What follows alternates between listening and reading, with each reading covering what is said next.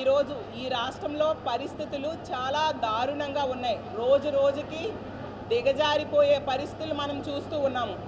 ముఖ్యంగా చంద్రబాబు నాయుడు గారు ఎల్లో మీడియాని పట్టుకొని తను చేసే పాలనా వైఫల్యాల్ని కప్పిపుచ్చుకుంటూ ఉండే పరిస్థితి మనం చూసాం. మొన్ననే జగన్ గారు మావిగన్ పేరుతో చంద్రబాబు నాయుడు గారు చేస్తున్న అమరావతి పేరుతో చేస్తున్న అవినీతిని ఎండగట్టడం జరిగింది.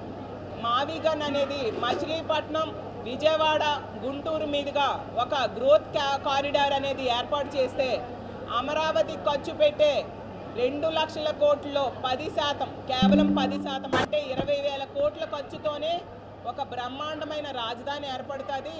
ఈ అమరావతికి 2 లక్షల కోట్లు ఖర్చు పెట్టాలంటే ఎంత అప్పు చేయాలి? ఈ అప్పు భారం అంతా భావి తరాల మీద పడుతుంది. అలాగే ఇప్పుడు చంద్రబాబు నాయుడు గారు అధికారంలో 7 సంవత్సరాలు ఉన్నారు. 7 సంవత్సరాల్లో కేవలం 8,000 కోట్లు మాత్రమే అమరావతికి ఖర్చు పెట్టారు. ఇలా తీసుకుంటూ పోతే 2 లక్షల కోట్లు ఖర్చు అవ్వాలి అంటే దానికి 167 సంవత్సరాలు పడుతుంది. ఎప్పటికి పూర్తవుతుంది అని ప్రభుత్వాన్ని ప్రశ్నించారు. దాన్ని విని ఈ రాష్ట్రంలో ప్రజలందరూ కూడా దీని మీద చర్చించుకుంటూ ఉన్నారు. ఓహో, చంద్రబాబు నాయుడు గారు ఇంత అవినీతి కోసం ఈ అమరావతి అనేది తీసుకొచ్చారా? అమరావతి నిర్మాణం ద్వారా ఇంత అవినీతి చేస్తున్నారా, ఇంత దోపిడీ చేస్తున్నారా అనే విషయం రాష్ట్ర ప్రజలకు అర్థమైంది. ఎందుకంటే ఒక స్క్వేర్ ఫీట్కి 14,000 కోట్ చేశారంటే ఎంత దారుణం.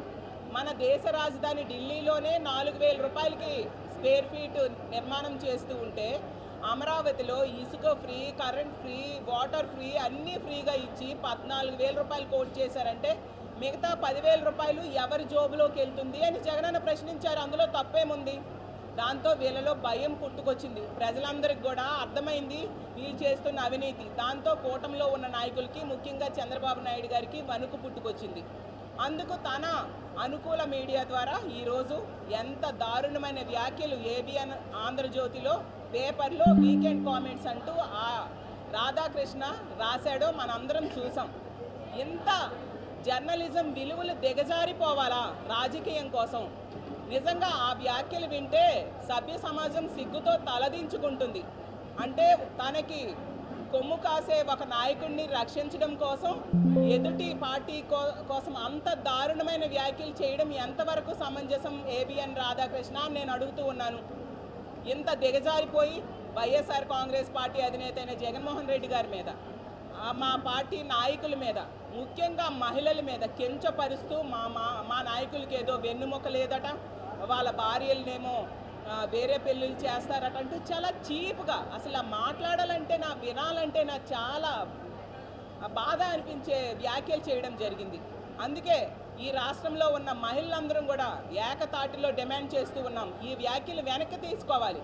ఏబిఎన్ రాధాకృష్ణకి వెంటనే అరెస్ట్ చేయాలి. అతనికి క్షమాపణ చెప్పాల్సిన బాధ్యత ఉంది. చంద్రబాబు నాయుడు గారు మహిళల మీద ఎవరైనా చేయి వేస్తే అదే చివరి రోజు అంటూ డైలాగ్స్ చెప్తారు కదా. ఇంతమంది మహిళల మీద ఇంత దారుణంగా వాళ్ళ వ్యక్తిత్వ హననం చేస్తూ మాట్లాడితే అతని జాకీలెత్తి లేపే ఏబిఎన్ రాధాకృష్ణ మాట్లాడితే ఎందుకు ఖండించలేదు చంద్రబాబు నాయుడు గారు అని నేను అడుగుతూ ఉన్నాను. ఈరోజు ఆంధ్రజ్యోతి అనేది చంద్రజ్యోతిగా మారిపోయింది. ఏబిఎన్ ఆంధ్రజ్యోతి అనేది సిబిఎన్ చంద్రజ్యోతిగా ఈరోజు మారిపోయిన పరిస్థితి మనం చూస్తూ ఉన్నాం. ఎంత దారుణంగా దిగజారిపోవాలా జర్నలిజం విలువలు? చంద్రబాబు నాయుడు గారు ఇచ్చే డబ్బుల కోసం ఈ విధంగా ఏబిఎన్ రాధాకృష్ణ దిగజారిపోవడం నిజంగా చాలా అసహ్యం వేస్తూ ఉంది. అసలు మా పార్టీ ఏమైనా నిర్ణయాలు తీసుకుంటే అవి మా ఇష్టం, ప్రశ్నించడానికి మీరెవరు అని నేను అడుగుతూ ఉన్నాను. ప్రజలు దాని మీద చర్చ జరుగుతుంది. మావిగన్లో ఉన్న గ్రోత్ కారిడార్ తాలూకా ఉపయోగాలను కూడా ప్రజలందరూ కూడా అర్థం చేసుకుంటూ ఉండే పరిస్థితి ఈరోజు చూస్తూ ఉన్నాము.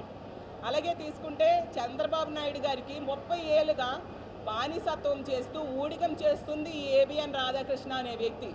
30 ఏళ్ళుగా అతన్ని జాకీలెత్తి లేపుతూ ఉండే వ్యక్తి ఏబిఎన్ రాధాకృష్ణ అనే వ్యక్తి. ఆ రోజు ఎన్టీ రామారావు గారిని వెన్నుపోటు పొడిచి దించేసినప్పుడు కూడా సూట్ కేసులు మోసింది ఇదే ఏబిఎన్ రాధాకృష్ణ అనే వ్యక్తి.